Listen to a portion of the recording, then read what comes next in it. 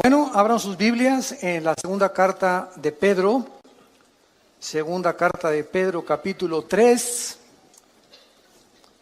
versículos del 1 al 14. Segunda de Pedro, capítulo 3, del 1 al 14. El tema el título de la conferencia de esta mañana se llama ¿Cómo vivir en los últimos tiempos? ¿Cómo vivir en los últimos tiempos? Dice así el apóstol Pedro en su segunda carta, capítulo 3, amados, esta es la segunda carta que les escribo, y en ambas despierto con exhortación vuestro limpio entendimiento, para que tengan memoria de las palabras que antes han sido dichas por los santos profetas, y del mandamiento del Señor y Salvador, dado por vuestros apóstoles, sabiendo primero esto, que en los últimos días vendrán burladores, andando según sus propias concupiscencias, y diciendo, ¿dónde está la promesa de su venida o de su advenimiento? Porque desde el día en que los padres durmieron, todas las cosas permanecen así, como desde el principio de la creación. Estos ignoran voluntariamente que en el tiempo antiguo fueron hechos por la palabra de Dios los cielos y también la tierra que proviene del agua y por el agua subsiste, por lo cual el mundo de entonces pereció anegado en agua. Pero los cielos y la tierra que existen ahora están reservados por la misma palabra, guardados para el fuego en el día del juicio y de la perdición de los hombres impíos. Mas, oh amados, no ignoréis estos, que para el Señor un día es como 1000 años y 1000 años como un día. Vamos a detener nuestra lectura hasta este momento y vamos a analizar estos versículos uno por uno para, en primer lugar, darnos cuenta que si tú supieras que Cristo viene mañana, ¿cambiarías tus planes, tus prioridades, tus expectaciones?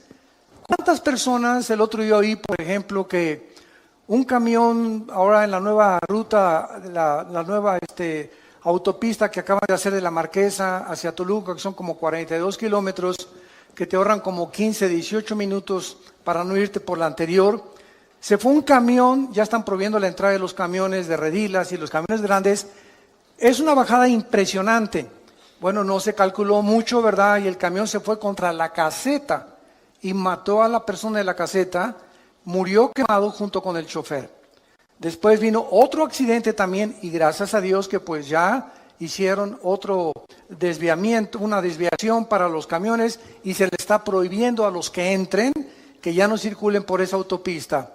Lo que más me impactó fue que oí en el periódico que uno de los testimonios es que unos familiares de estas personas que murieron dijeron lo siguiente. Mi tío, una de las personas que murieron, estaba cuando salió de la casa y voy a hacer esto, construir esto, etcétera, etcétera. Y nos damos cuenta, uno de los familiares es cristiano, nos damos cuenta que así es la vida. Hoy vivimos, hoy en la tarde, hoy en la noche o mañana, ninguno sabe si vamos a amanecer. Nadie sabe. Todas las personas salimos al mundo y con proyectos y visiones y trabajo, etcétera, etcétera, cuando lo más importante es que todos estamos condenados, somos como una lista de reos condenados a muerte porque algún día tenemos que entregarle cuentas a Dios. Entonces, si tenemos esta conciencia de que hoy puede ser el último día en que Dios tal vez te esté hablando y tal vez Dios te está dando la oportunidad de comenzar a cambiar ya tu trayecto y el camino que tú llevas, estoy seguro que cambiarías el rumbo de tu vida. Si respondes que sí, entonces eso quiere decir que necesitas hacer algunos ajustes ya en tu vida, no creyendo que tienes todavía un mes de vida, ni una semana, ni todavía, no me faltan todavía 10, 15 años, no me importa que tengas 20, 25 años de edad, 30, 35 años, La muerte toca las puertas a los niños recién nacidos, como al que llega a los 113 años del último señor judío que acaba de morir de 113 años. Así que la muerte es para todos los seres humanos, para todas las edades, en el momento en el que menos lo pensamos. Si tú respondes que sí, ¿verdad? Entonces la Biblia tiene muchas exhortaciones para que nosotros vivamos a la luz de la eternidad, a la luz de cada día levantarme, Señor. Yo no sé si es mi último día, encomiendo mi familia a ti, Señor. Te encomiendo mi vida, guíame, Espíritu Santo, muéstrame las decisiones que tengo que tomar, que las decisiones que no tengan consecuencias para el mal, sino para el bien. Que cada decisión que yo tome en este día sea para tu gloria, Señor. Cuando comenzamos a vivir con esta expectación de la eternidad, es cuando podemos comprender al rey David en uno de los salmos que oró a Dios y le dijo: oh Dios, enséñame a contar los días de tal manera que traiga sabiduría al corazón. Vean por ejemplo en Romanos capítulo 13, versículos del 11 al 14, la exhortación que nos hace el apóstol Pablo. Y esto conociendo el tiempo. ¿Cuál tiempo? El tiempo que es cortísimo de nuestra vida. Que ya es hora de levantarnos del sueño, porque ahora está más cerca de nosotros nuestra salvación que cuando creímos. La noche está avanzada y se acerca el día. Desechemos pues las obras de las tinieblas y vistámonos las armas de la luz. Andemos como de día, honestamente, no en glotonerías y borracheras, no en lujurias y lascivias, no en contiendas y envidia, sino vestíos del Señor Jesucristo y no proveáis para los deseos de la carne. Noten ustedes en el versículo 12 que la vida espiritual la compara el apóstol Pablo, guiado por el Espíritu Santo, con el día y la noche. Cuando llegan las 9, 10 de la noche, en el caso particular mío, yo a las 10:30 ya estoy roncando, ¿verdad? Tal vez 10:15, 10:30. Ya sé que es mi hora. Tengo esa disciplina de siempre tratar de dormirme esa hora. Y ya llegan las 5, 5:30, levantarme, porque ya salió el sol y tu cuerpo se acostumbra, ¿verdad? El metabolismo a los horarios donde tú estás viviendo.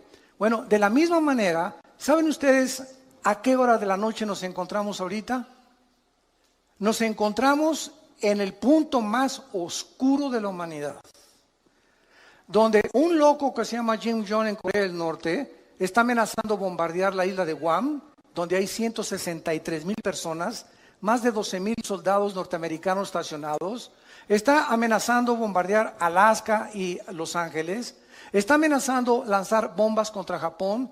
Ya ahorita comenzó la evacuación de Corea del Sur, porque Corea está dividida en el norte y en el sur. En el sur están completamente, no son comunistas. En el norte, este hombre, Kim Jong, de 33 años, ¿verdad? Un jovencísimo, el gordito que tienes ahí arriba de tu cama. Este hombre, ¿verdad?, está tratando de recuperar Corea del Sur, amenazar Corea del Sur. En Corea del Sur hay más de 17,000 Marines o marinos Estados Unidos, y tienen un sistema ahorita, gracias a Dios, ¿verdad?, como escudo contra misiles, pero misiles Hwang-2, que no son los grandes, que viajan a más de 6,000, 7,000 kilómetros de distancia. Entonces, el mundo está ahorita así en una expectación impresionante. Anoche oí un noticiero que investigaron a los habitantes de Guam. Guam es una isla que está como a 2,500 kilómetros de Corea del Norte, entre Honolulu y Japón, en medio casi de Indonesia, Filipinas. Y fueron a la isla, una isla preciosa, ni siquiera sabía que existía esa isla. En muchos mapas ni aparece. Entonces tiene unas playas preciosas, pero está la estación más grande norteamericana de los portaaviones y de los aviones destroyers. Y comenzaron a entrevistar los periodistas a los habitantes de esta isla preguntándoles: ¿cómo viven ustedes ahorita que saben que ustedes van a ser el primer blanco de este señor que ya amenazó que esta semana manda 4 misiles alrededor de la isla? Y simplemente la pura radiación de esos misiles, aunque no tengan todavía cabezas nucleares, es peligrosísimo para los habitantes. Y el 80% de los habitantes contestaron: es que todos nos levantamos en esta isla sabiendo que es nuestro último día. No esperamos amanecer. Y si amanece, le damos gracias a Dios. Sabemos que en cualquier momento ya estamos, ahora sí que ya con esta amenaza de hace muchos años, desde los abuelos de este señor Jim Young, que siempre amenazó destruir esa isla por odio a los americanos. Entonces, cuando dijeron esto, me llamó la atención, porque es la forma como un cristiano debe de vivir. Todos sabemos que al levantarnos tal vez sea el último día. ¿Sabes tú acaso si mañana amaneces? ¿Sabes tú un accidente en la carretera, una bala perdida, un asalto, un secuestro, una enfermedad? Que vais al hospital mañana. Doctor, me siento de maravilla. Discúlpeme, don Pancho, pero los rayos X dicen que usted tiene cáncer y hay una metástasis que se le ha cundido por todo el cuerpo. Oiga, pero yo me siento bien. Usted se siente maravilla. Los rayos X no fallan. Usted tiene cáncer y tiene 3 meses de vida. Y así, de la noche a la mañana, te cambia el panorama de tu vida. Estoy seguro que cuando alguien recibe estas noticias, cambia completamente su manera de vivir. Se enfoca ya en nuestras cosas, se da cuenta que realmente tenemos que vivir, porque muchos de ustedes no están conscientes de eso. Aunque sabemos que vamos a morir, casi nadie vive bajo la luz de la eternidad. Mientras observamos estos acontecimientos actuales, estamos al borde de una guerra internacional. Nos han bombardeado con correos. Oiga, es la tercera guerra mundial. ¿Qué pasa si Corea del Norte cumple sus amenazas? Trump va a contestar estas amenazas. Si contesta esas amenazas, ¿cuáles son las consecuencias que habría de muertos en Corea del Norte? Porque inmediatamente Corea del Norte bombardearía Corea del Sur. Por lo menos en Corea del Sur, el primer día habría 100,000 muertos. El primer día que este hombre con su artillería, no con misiles, con la pura artillería contestara, si Estados Unidos atacara, morirían más de 100,000 personas. Ahora, hace 3 días, el presidente de China, Xi, le mandó un recado a Trump y le dijo lo siguiente: nosotros no te apoyamos si tú inicias el ataque a Corea del Norte. Si Corea del Norte inicia el ataque y ellos atacan a Estados Unidos, nosotros vamos a permanecer neutrales y no nos vamos a meter en el conflicto. Pero si Estados Unidos ataca primero y lanza el primer misil contra Corea del Norte para destruir sus sitios nucleares, China dijo, entonces nosotros tendríamos que intervenir, porque le llamaríamos una agresión de acuerdo a las leyes internacionales de la justicia en La Haya, en Holanda. Entonces, vivimos un mundo tan incierto donde sabemos que ahora no son juguetes las armas que tienen los países. Rusia tiene una base nuclear en Venezuela, apoyado por Irán. Rusia tiene bases navales en Siria. Está defendiendo Siria junto con Irán y con Turquía para que Estados Unidos no entre en el Medio Oriente otra vez. El Medio Oriente está siendo convertido en el Islam por el califato, donde esperan al Mahdi, al Mesías, que nosotros le llamamos Jesucristo. Y el Medio Oriente está en una olla hirviendo, saliendo en la Biblia, de ahí, en esta zona geográfica del Medio Oriente, estallará la tercera guerra mundial en Apocalipsis 16, del 12 en adelante, se llama el Armagedón.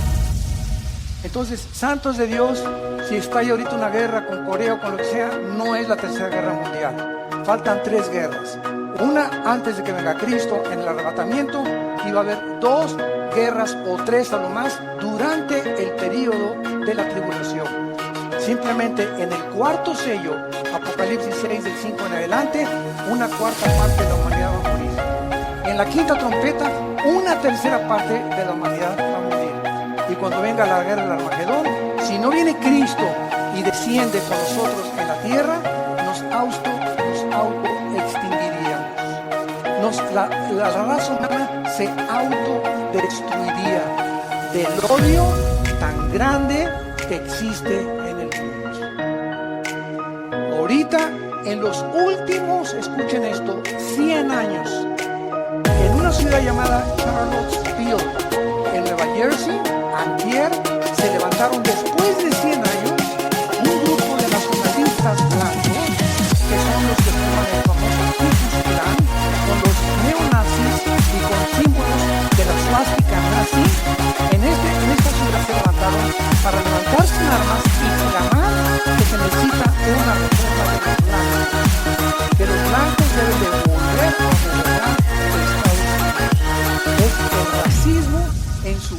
último grado.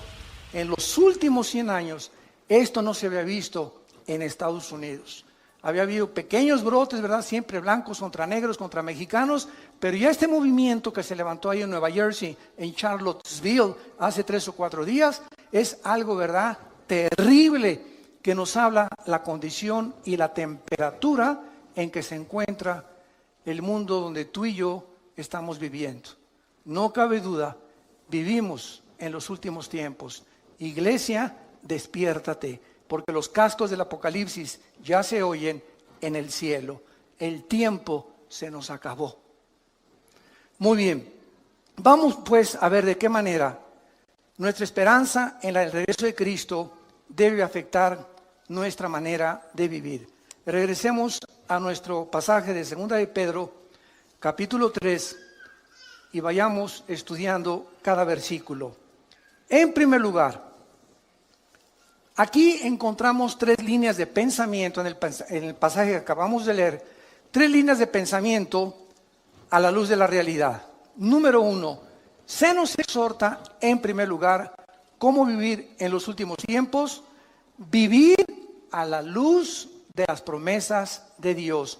Esta es la primera cosa que se nos aconseja, particularmente relacionadas las promesas con el futuro. Veamos lo que dice el versículo 1. Amados, esta es la segunda carta que les escribo, y en ambas despierto con exhortación, despierto vuestro limpio entendimiento, para que recuerden, para que tengan memoria de las palabras que antes han sido hechas por los santos profetas.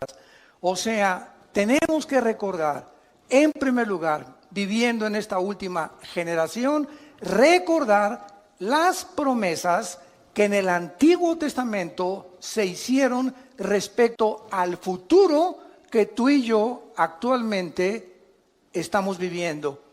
Esto se refiere a todos los eventos futuros que se profetizaron en el Antiguo Testamento, como viene la gran tribulación, la segunda venida, la apostasía de la iglesia que ya estamos viviendo. Nunca la iglesia cristiana había sido bombardeada con tantas herejías, con tantas barbaridades que se están predicando y que se están enseñando en los últimos 30, 40 años. Es impresionante la cantidad de miles, ustedes no lo saben, miles de cristianos en Sudamérica y en Europa que dicen no encontramos una iglesia con sana doctrina.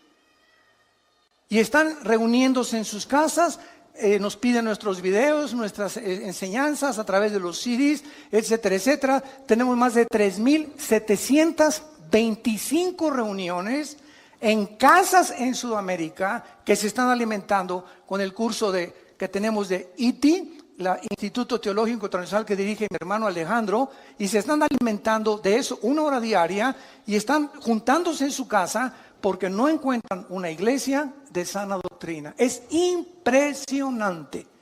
En una que les piden bolsas para vomitar, en otras que la cachetada del Espíritu Santo, el chicle del Espíritu Santo, la caída del Espíritu Santo, etcétera, etcétera, que si no hablas en lengua no tienes al Espíritu Santo. Bueno, es increíble a lo que la iglesia ha llegado. Y millones de cristianos, por no tener una vocación para estudiar la Biblia sistemáticamente por libros, etcétera, etcétera, caen en la trampa y se comen y son engañados con todo lo que oyen. Nunca corroboran si lo que les enseñan es lo que enseña la palabra de Dios. Tengan memoria que esto va a venir, no nos asustemos, como me dicen muchos pastores. Acabo de estar en Guatemala el último fin de semana, se celebró el 67 aniversario de Radio Cultural en Guatemala, en la ciudad, que es la estación de radio más prestigiosa en los últimos 100 años. Y esta radiodifusora celebró el 67 aniversario, me invitaron a compartir la palabra, y el sábado se unieron casi más de 1,700 pastores de diferentes naciones, de la ciudad de Guatemala, etcétera, etcétera. Y el domingo nos reunimos en el Parque Industrial y asistieron 18,000 personas. Entonces vemos nosotros que está es una efervescencia de hambre de la palabra de Dios. Y cantidad de pastores me decían en Guatemala, hermano, es que necesitamos la sana doctrina, necesitamos regresar a las enseñanzas de la Biblia, a las enseñanzas que Cristo nos enseñó. Y yo el consejo que les daba es el siguiente: no se desilusionen, no se asusten. ¿Saben por qué? Porque Cristo nos los dijo. Cuando estas cosas sucedan, recuerden que yo se las dije antes. Entonces, esto tiene que suceder. No nos desilusionemos, al contrario, tiene que suceder, y si sucede es porque la Biblia es la palabra de Dios. Al contrario, esforcémonos, seamos valientes, echemos mano de la vida eterna, no perdamos la esperanza a la cual todos hemos sido llamados. Estemos firmes y constantes en la fe, sabiendo que nuestro trabajo no es en vano. Entonces, no es tiempo de ser cobardes, no es tiempo de ya me voy, tú una bola de hipócritas, esto no es cierto. Estos son los perdedores, los que quieren ponerse hasta atrás del ejército y no quieren ocupar las primeras líneas de comandantes y generales del ejército de Dios. Es muy fácil irte hasta atrás y decir, ya no peleo, ya me quedo en la casa, esto no es cierto, qué fácil es eso. Y dicen Apocalipsis 21:8, los cobardes encabezan la lista de los que van al lago de fuego. Los cobardes, no los adúlteros, no los homosexuales, no las lesbianas, no los secuestradores. Los cobardes son los primeros que dice Cristo que va a juzgar. Muy bien, entonces todas estas profecías ya se han cumplido, y la exhortación es que mantengamos estas promesas en nuestra mente, porque las vamos a necesitar. Dice el versículo 3, sabiendo primero esto. O sea, ¿por qué necesitamos recordar tres promesas? Porque en los postreros días, que es la época que estamos viviendo, que actual es la Biblia, vendrán burladores, andando en sus propias concupiscencias y diciendo, ¿dónde está la promesa del Hijo de Dios? Siempre ha habido guerras, siempre ha habido terremotos, siempre ha habido maldad, siempre ha habido pecado, bla, bla, bla, bla, bla, bla, bla, bla. Y así tenemos ahorita un mundo impresionante. Tú te metes, por ejemplo, a una conferencia bíblica, profética, y ve los comentarios. Hay buenos y hay negativos. Son puras mentiras. Esto es pura hipocresía. Y siempre hay estas cosas. Todas estas personas que mandan estos comentarios se les llama burladores. Y ahora es muy importante esto, porque eso nos explica por qué necesitamos aferrarnos a estas promesas. Un burlador, escuchen esto, no es lo mismo de una persona que tiene dudas, porque los que dudan honestamente están abiertos a las evidencias, pero el burlador es la persona que ni siquiera quiere oír las evidencias ni hacer caso de las evidencias o las pruebas que la Biblia ofrece para demostrarte que estás equivocado. El burlador se dedica a burlarse, a criticar, a despreciar y atacar las cosas de Dios. En el Salmo 10, en el Antiguo Testamento, David escribió lo siguiente, versículos del 3 al 5. Salmo 10, del 3 al 5. Porque el malo se jacta del deseo de su alma, bendice al codicioso y desprecia a Jehová. El malo, por la altivez de su rostro, no busca a Dios. No hay Dios en ninguno de sus pensamientos. Sus caminos son torcidos en todo tiempo. Tus juicios los tiene muy lejos de vista. A todos sus adversarios desprecia. Y en el capítulo 14, versículo 1, dice David, dice el necio en su corazón, no hay Dios. Lo más lejos que el hombre pueda llegar es reconocer que Dios tenía razón. Y a partir de ese punto ya no llegas más lejos sin Jesús en tu vida. Entonces es importante, ¿verdad?, darnos cuenta que por qué actúan estos burladores de esta manera. Regresamos a nuestro pasaje 2 de Pedro. Y dice el versículo 3, ¿por qué estos burladores que abundan en la televisión, en las telenovelas, en los programas y en las entrevistas del radio, en el cine, en las películas? ¿Saben ustedes, santos de Dios, por qué esta gente actúa de esa manera? Burlándose, despreciándose, riéndose, haciendo mofa de las cosas espirituales, nos lo dice el versículo 3, porque andan según sus propias concupiscencias. En otras palabras, son personas que no quieren que Dios se meta a sus vidas. Son personas que no quieren que haya nadie en el universo que les ponga 10 mandamientos para vivir. Son personas que no les importa ni tampoco les conviene tener un Dios a quien someterse. Ellos quieren andar. La palabra concupiscencia, apúntalo, significa pasiones sin control o deseos desordenados. No tengo ningún freno moral, me acuesto con el que sea, puede ser hombre, puede ser mujer, mujer con mujer, hombre con hombre, o puedo tener amante, puedo tener esposa, o me puedo acostar con mi novio o con mi novia. Son personas que no tienen frenos, están como caballos desbocados en la vida. Hacen lo que, como caballos bien alimentados, relinchan tras las mujeres que no son su esposa. ¿Y saben ustedes por qué? Lo dice aquí en 2 de Pedro, capítulo 2, versículos del 10, que describe este tipo de personas.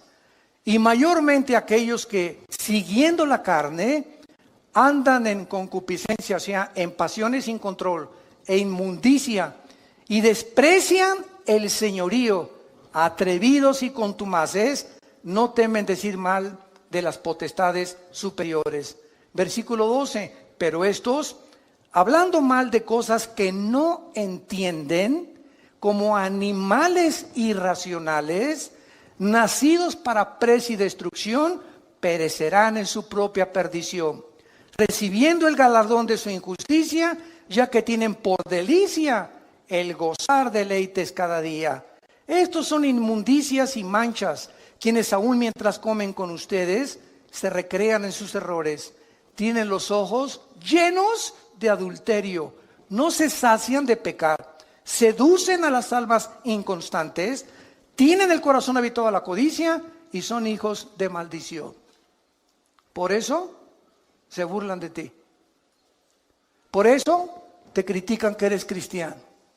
Por eso se mofan de la Biblia en los periódicos, en los libros, en las películas, en las telenovelas, etcétera, etcétera, etcétera. Porque detrás de estas personas se encuentra el 99% de las veces una vida de inmoralidad. Odian la luz, odian la santidad, odian a Jesús, aman las tinieblas. En el Evangelio de Juan capítulo 3 dice, y esta es la condenación, que la luz vino al mundo y los hombres amaron más las tinieblas que la luz. ¿Por qué? Porque sus obras eran malas. Porque todo aquel que aborrece la luz no viene a la luz. ¿Por qué? Porque la luz te muestra cómo eres. Y cuando nos ilumina el Espíritu Santo, nos damos cuenta que bárbaro, soy un basurero. Estamos podridos en maldad. Y cuando reconocemos esa maldad y esa podredumbre con la cual nacimos, el pecado original, es cuando, Dios mío, ten misericordia de mí. Y hay una cruz en la gracia de Dios a la cual nos podemos acercar y ser lavados con la sangre del Hijo de Dios. Muy bien, estos burladores también toman posiciones pseudocientíficas. Miren lo que dice el versículo 4. Y dicen, ¿dónde está la promesa de su advenimiento? O sea, de que va a venir, porque desde el día que los padres durmieron, todo permanece igual. Esta explicación, ¿verdad?, no cuadra con lo que la Biblia dice. Si estas personas realmente necesitan evidencias de la actividad de Dios en la historia, es bien fácil. La misma historia, señores historiadores que nos visitan, sociólogos que nos visitan, científicos y catedráticos y doctorados y licenciados que nos escuchan, la Biblia nos muestra que la historia misma demuestra la existencia de Dios. ¿De qué forma? En la Biblia encontrarás que Dios puso simplemente un botón de muestra, el libro de Daniel. El libro de Daniel, Dios nos recuerda hace 2600 años, el orden exacto en el que iban a transcurrir todos los imperios hasta la segunda venida de Cristo. En las dos estatuas y Dios le dice a Daniel, la cabeza de hoy es Babilonia, tal como Daniel lo comprobó porque él vivió bajo el sello del rey Nabucodonosor. Y le dice Dios, después de Babilonia vendrá otro imperio que, de acuerdo a la historia, que fue los medos y los persas, que hicieron una alianza. Y le dice Dios, y el pecho, el vientre de bronce, vendrá otro imperio. De acuerdo a la historia, ¿quién fue? Grecia, con Alejandro el Magno, con sus conquistas relámpagos, que a los 33 años se murió, lo que es ahorita Irak, y en la Biblia se llama Babilonia. Y después le dice Dios, vendrá otro imperio, que fue el imperio romano. Y qué interesante. Ahí se detiene la profecía y dice la Biblia que del imperio romano hasta la segunda venida de Cristo no habría otro imperio hasta que el anticristo unificara 5 naciones del Oriente y 5 de Europa para formar la Confederación Política del Mundo. ¡Qué increíble! ¿Quieres más evidencia? La misma historia nos muestra que son los libros cómo poner en orden la cronología de los imperios y así hay más de 133 profecías demostrando que se profetizó que Cristo va a ser el que Cristo va a ser traicionado por 30 monedas de plata, que Cristo le iban a traicionar que Cristo va a morir crucificado. Simplemente cuando Jesús abrió sus manos se cumplían en ese instante 33 profecías. Em bước đi để lại anh cùng với đám cây ta từng hứa sẽ mãi không xa rồi nên giờ còn đâu nơi đây anh giữ hạnh phúc thì em cần lấy mặc kệ em Y hubo un momento que me dijo, mire, es más, me dice, yo no creo que ni siquiera Cristo Jesús haya existido. Y esta persona tenía 2 títulos universitarios. Se atrevió a decirle, es más, yo creo que ni Cristo resucitó. Y Cristo, perdón, no existió. Simplemente hago voltear lo que le dije. ¿Me puede decir qué fecha es ahora? 10 de mayo de 1997. ¿Y desde cuándo está usted contando? 10 de mayo de 1997. Y se quedó así. Y le contesta el moderador, burro, desde que nació Jesús. La misma historia. Y cuando vino Cristo, revivió la historia. Y fue tan impactante la entrada de Jesucristo a la historia que contamos antes y después de Cristo. No antes y después de Buda, ni de Mahoma, ni del Dalai Lama, ni de tu padrino Walter Mercado. Fue tan impactante la entrada al escenario mundial del Hijo de Dios que la historia se dividió. Dije, ¿desde cuándo cuentas 1997? Cabeza de ostión. Impresionante, hablan tantas barbaridades, tantas tonterías. Bueno, así es como está el mundo. Tengamos memoria de esto porque se viene más y más y más la crítica y la oposición. Entonces, como decíamos, también toman posiciones pseudocientíficas. O sea, hasta toman pasajes bíblicos para apoyar sus ataques y hacer sus argumentos disque más válidos. Simplemente estas personas les recordamos la historia y te contestan, ay, pues yo no había leído el libro de Daniel. Entonces no hables si no conoces lo que estás diciendo. Yo no puedo tener un debate con un filósofo, por ejemplo, del tipo de Rousseau, o los que siguieron la filosofía de Rousseau, que el hombre es básicamente bueno. Yo no puedo meterme a su ideología si no conozco lo que él me está presentando, porque al meterme yo en lo que yo no conozco, él me puede contraatacar, porque él sí lo conoce. Entonces, si yo tengo un debate con una persona, tengo que conocer sus debilidades de la ideología que me está presentando, combatirla y presentarle las mías. Y escuchen esto, el 90% de las veces que tú alegas con tu maestro de escuela, con un científico o con cualquier persona atea o agnóstica, no conocen la Biblia. No conocen más que son leyendas, esto y el otro, puras tonterías, pero nunca, jamás han checado ni estudiado de una forma sistemática las evidencias y sobre todo las profecías. Entonces, te hablan lo que nunca han oído. ¿Quién te lo dijo? Mi maestro en la preparatoria. ¿Quién te lo dijo? Mi maestro en la universidad. ¿Quién te lo dijo? Lo leí en la revista Duda. Con razón tienes las dudas que tienes, compadre. Vemos nosotros, ¿verdad? Claramente, que cuando leemos, por ejemplo, el libro del Génesis, miren, ya sin ir tan lejos, por el amor de Dios, Virgen del Socorro. Hasta 1860 se descubren las leyes de la herencia por Gregorio Mendel. Hasta 1860 se descubren las leyes de la herencia por Gregorio Mendel. Cuando comienza a hacer experimentos con chicharitos y se da cuenta que hay algo que se transmite y que se hereda. Y ahí se paró la investigación y tuvieron que pasar casi 100 años hasta 1954, el siglo pasado. En 1954 le dan el premio Nobel de Medicina a Dr. Watson y al Dr. Samuel Crick, porque descubren la hélice del ADN, del ácido desoxirribonucleico.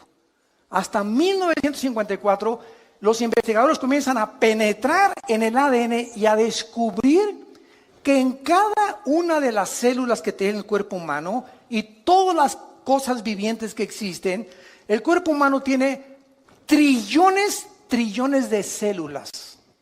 Y en cada célula que tenemos, escuchen esto, en cada célula hay 500 enciclopedias británicas escritas. ¿Me escuchaste? La información que tiene el ADN en cada célula equivale a 500 enciclopedias británicas. Con 4 letras nada más.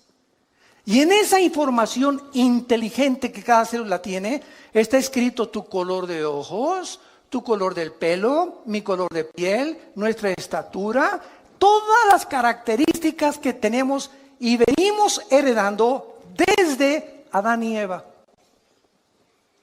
Abuelos, bisabuelos, tatarabuelos, todo se encuentra en cada célula. Entonces, el ADN y el código genético que tengo yo en mis células, le sacan una a Chita y cuando examinan el ADN de Chita, no corresponde al ADN que yo tengo.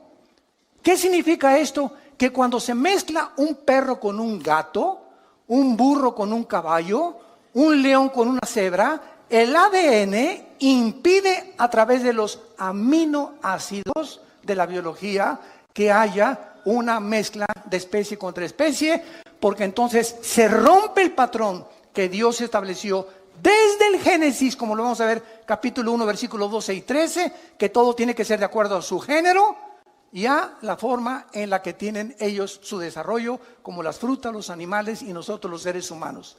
Cuando se cruzan dos especies, nacen híbridos. Cruza un caballo con una burra y ¿qué nace? Una mula. Y cuando la mula la quieres volver a cruzar, no puedes porque es híbrida. Se rompió las leyes escritas casi 4,000 años antes que Gregorio Mendel, papá. Miles de años antes que los científicos descubrieran que la sangre es la que produce el cuerpo humano y que la vida está en la sangre, y cuando se descubre la circulación de la sangre, la Biblia lo decía 3,000 años antes. Antes que se descubriera la proliferación bacteriológica en el mundo, de que si tú haces popó en la calle, o un perro hace pipí, o tu hijo hace pipí en la banqueta, o un perro, aunque el mundo es invisible, todas las bacterias, ¿verdad?, se elevan, y las amibas y todo, y la puedes tú respirar y te pueden entrar a tu organismo. Miles de años antes de que se descubriera que existen bacterias invisibles, hasta que se descubrió el microscopio, Dios le dijo a Moisés, dile a la gente en el libro del Éxodo que cuando hagan popó, excremento, lo entierren y lo tapen. Dios comenzaba a dar las leyes de la higiene antes que la ciencia las descubriera. Y así podemos seguir con cientos de ejemplos, evidencias históricas, evidencias de higiene, evidencias biológicas, genéticas, arqueológicas, químicas, del área de la disciplina que tú quieras. La Biblia es la palabra de Dios. Los cielos pasarán, pero esta palabra permanecerá para siempre.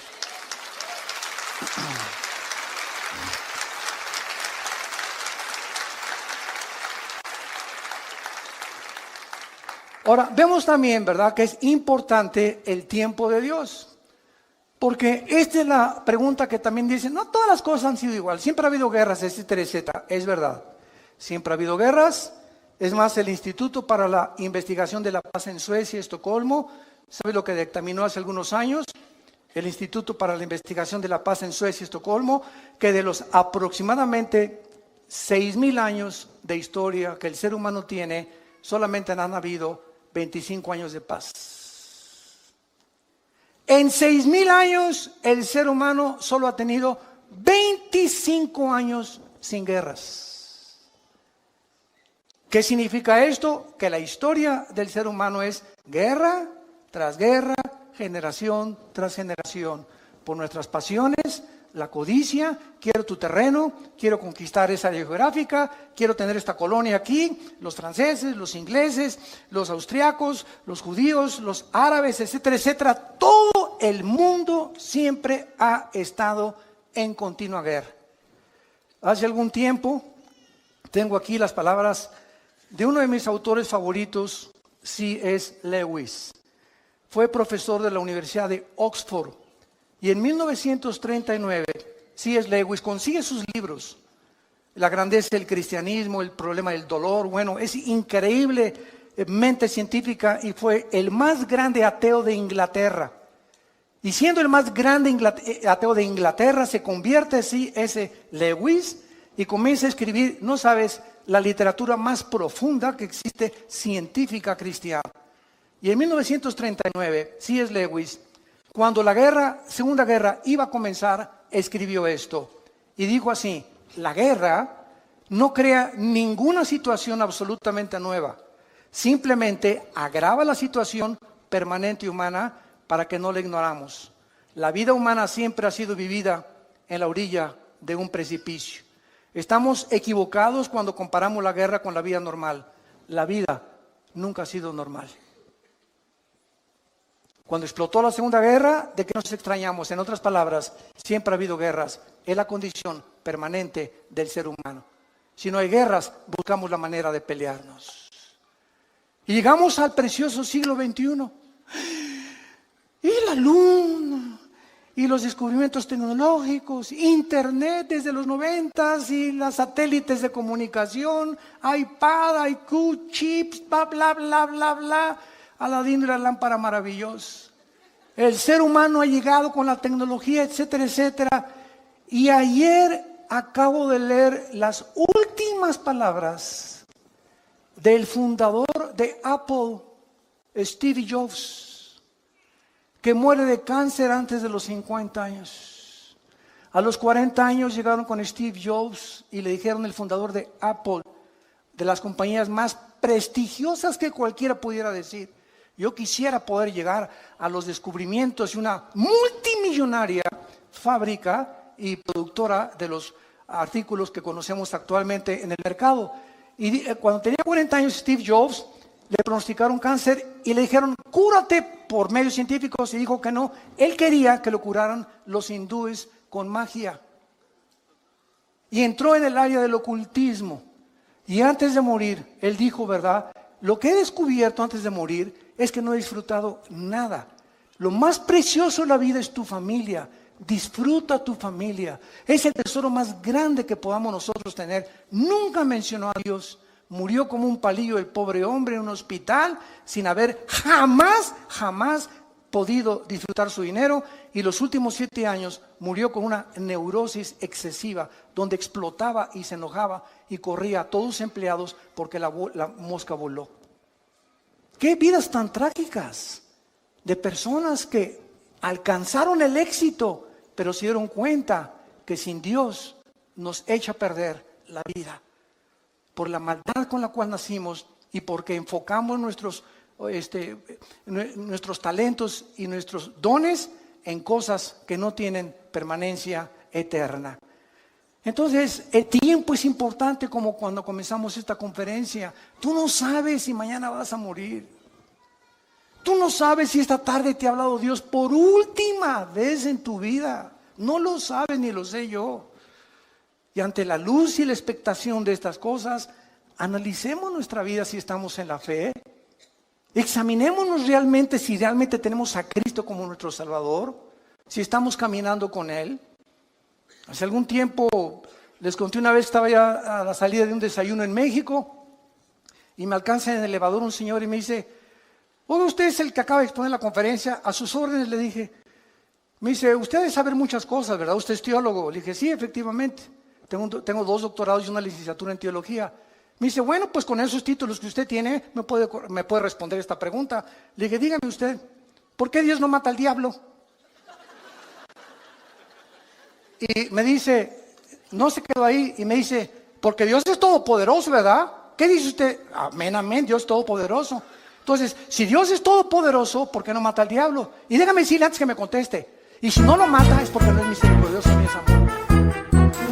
Fíjese usted la pregunta que me hizo, entonces yo le contesté, le dije: dele gracias a Dios, porque si Dios acabara con el mal ahorita, no estaría con usted.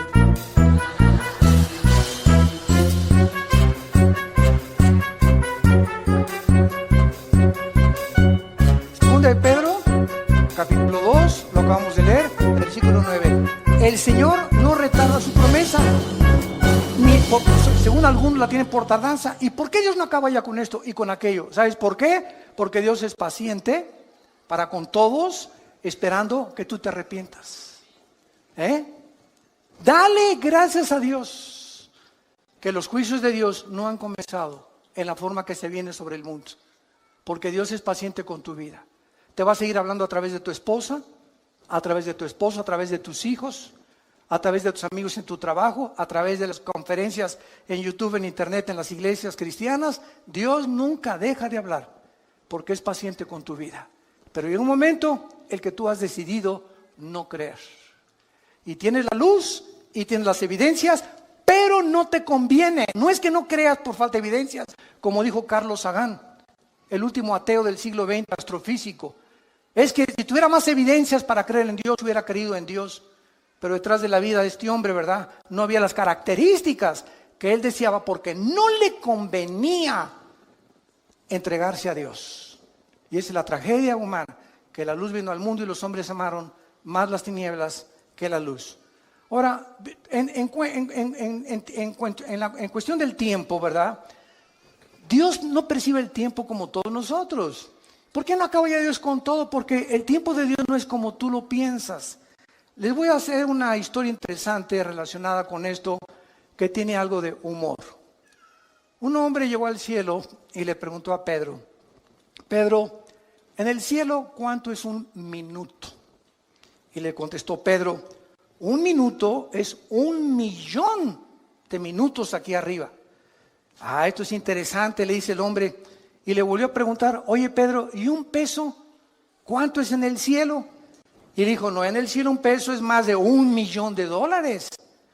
Y entonces este hombre se quedó pensando y le dijo: oye, ¿me puedes prestar un peso? Y le contestó Pedro: sí, claro que sí, dame un minuto. Qué burro, ¿verdad? Así es. Dios está fuera de nuestras 4 dimensiones. Y para Él un día es como 1.000 años, dice el Salmo 90. Entonces, Él no está de acuerdo, ¿verdad?, en el tiempo como nosotros, como transcurre aquí. Aquí el planeta gira sobre su eje en 24 horas, se traslada alrededor del Sol en 365 días, que hace un año, pero Dios está fuera de nuestra galaxia.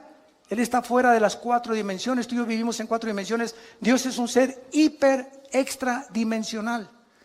Entonces, Él enfoque y todas las cosas las ve completamente diferente a nosotros. Y cuando estemos en el cielo, después de que veamos lo que nos espera y las bendiciones que vamos a tener, y qué Disneylandia, ni qué Reino Ventura, ni qué Riviera Maya, ni Honolulu, ni qué nada. Cuando estemos ahí en el cielo, vamos a ver nuestro pasado y todo lo que sufrimos. 50 años, 60 años, mira, en tus 60 años que has sufrido, desde que tú naciste no fueron puro sufrimiento. Cálmate, ya le ganaste a Job. Entonces la vida no es todo sufrimiento, tenemos épocas, ¿verdad?, de sufrimiento y de tristeza y valles y montañas, porque así es la vida humana. Pero cuando estemos en el cielo y veamos esas épocas y meses o años que sufrimos, no se van a comparar y van a parecer como solamente una mala noche en un hotel de quinta categoría que pasamos, comparado con nos espera en la eternidad. Y diremos ahí, valió la pena vivir para Cristo. Y ahí voltaremos hacia atrás y diríamos, ¿de eso nos estábamos quejando? ¿Teníamos tanta prisa cuando la eternidad nos está esperando con las bendiciones infinitas que Dios tiene para todos aquellos que le han entregado su corazón? Es por eso que nosotros debemos vivir a la luz de la eternidad.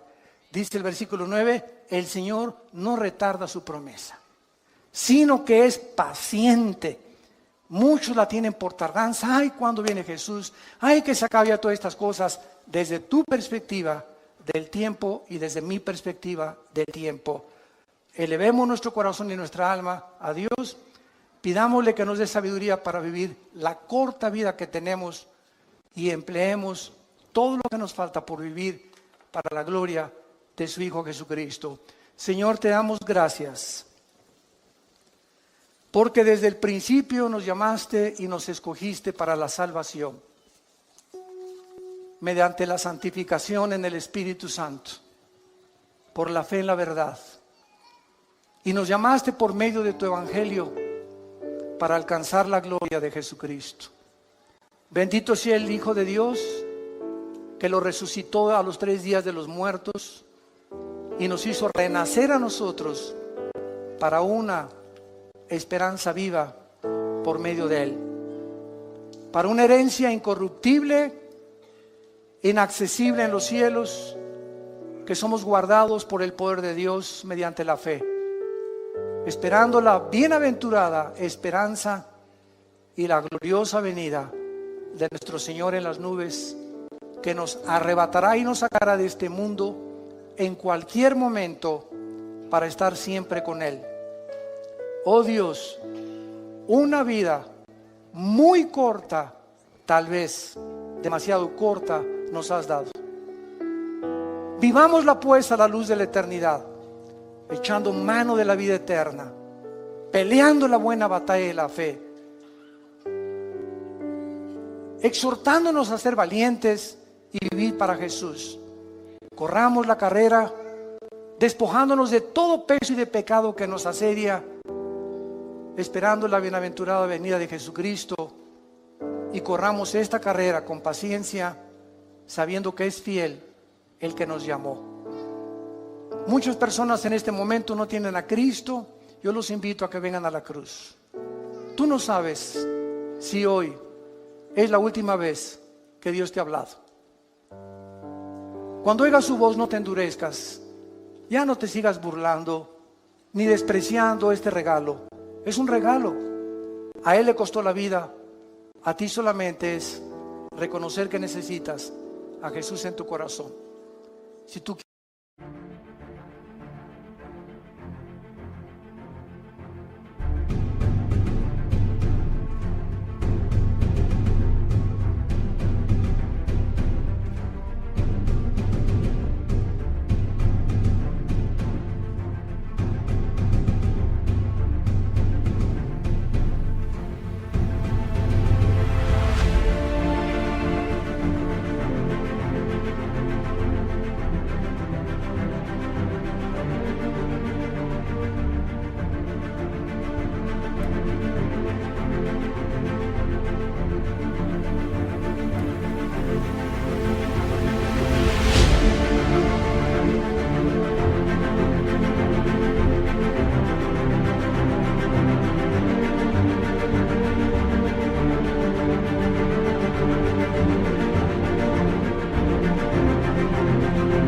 quieres arrepentirte en este momento y venir a la cruz, dile a Dios, ahí desde donde tú nos estás escuchando.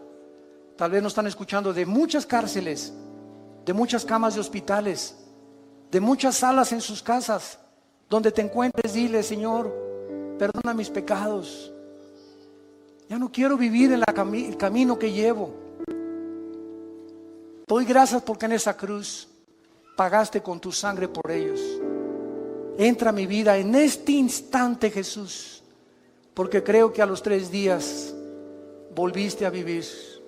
Venciste la muerte, a Satanás y al pecado, para darme esta victoria a mí, que no la merezco, pero por tu gracia la recibo y tu misericordia.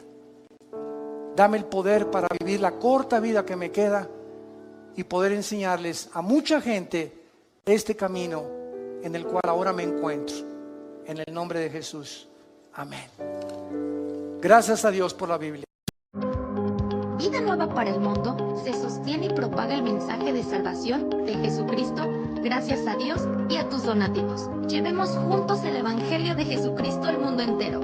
Realizamos eventos, seminarios, congresos y diferentes programas para dar a conocer el mensaje de salvación y el poder de nuestro Señor, transformando y edificando vidas de mujeres, hombres, niños alrededor del mundo. ¿Qué pasa cuando decides hacer tu donativo? Aunque no puedas llevar la palabra personalmente a todo el mundo, de esta forma lo estás haciendo. Con tus donativos o aportaciones, estás sembrando y formando parte de lo que Dios está haciendo en su obra. Estás ayudando a traer luz a la oscuridad, paz al conflicto y esperanza a los que no tienen ninguna. Dona desde México.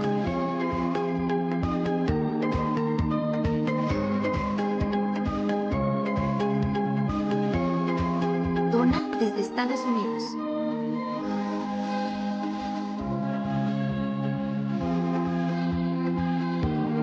Para el resto de donaciones de otras partes del mundo, www.vidanuevaparelmundo.org.mx/dona. Estamos cumpliendo la gran comisión. Por tanto, vayan y hagan discípulos a todas las naciones, bautizándolos en el nombre del Padre, del Hijo y del Espíritu Santo, enseñándoles que guarden todas las cosas que les he mandado. Y he aquí que yo estoy con ustedes todos los días hasta el fin del mundo.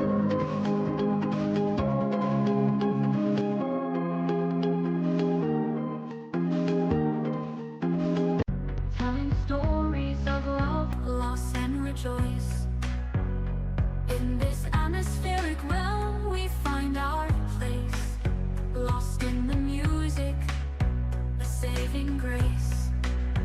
It's an experimental journey, a fusion of sound, all rock vibes spinning around. Indie rock spirit guiding us through melodic layers of truth hidden from view.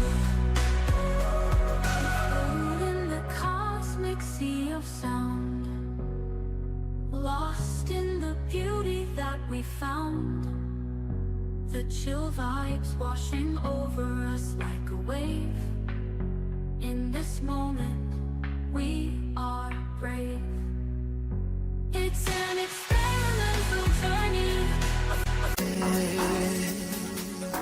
haba na haba, Deus aqui baba, venga wa baba, kana kamwana,